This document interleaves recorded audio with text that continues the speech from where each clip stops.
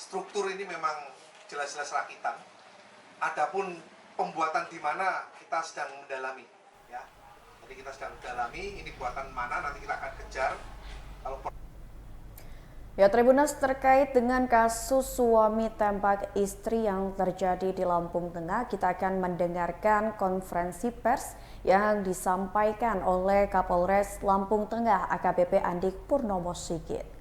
MR bin Abu Bakar, usia 24 tahun, pekerjaan swasta, dengan korban yaitu istrinya, saudara YJ binti R, umur 20 tahun, bekerja di ibu rumah tangga.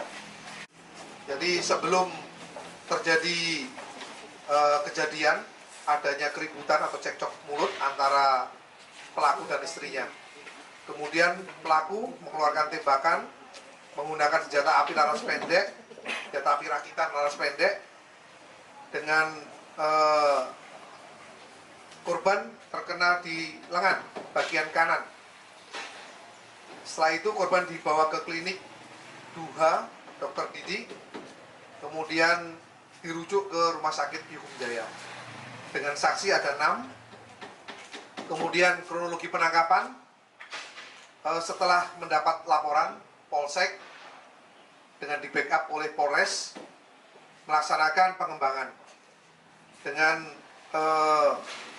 mengumpulkan para saksi, olah TKP dan lain-lain, sehingga mendapatkan keyakinan bahwa pelaku adalah suaminya.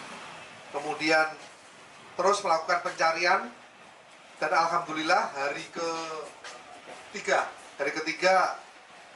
penyidik berhasil mengamankan pelaku dari masyarakat dengan barang bukti yang kita amankan, yaitu sarung senjata api, kemudian 4 buah kamera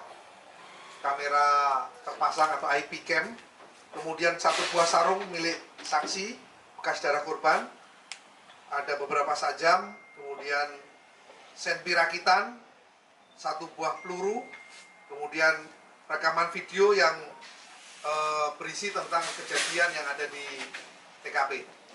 Kemudian tindakan-tindakan yang dilakukan, yang pertama, karena pada saat itu pelaku tidak ditemukan, maka dari Polres Lampung Tengah segera membentuk tim khusus penanganan perkara tersebut, pembagian tugas, kemudian olah TKP, mengumpulkan para saksi dan barang bukti. Dan alhamdulillah hari ketiga yang bersangkutan bisa kita amankan dari masyarakat.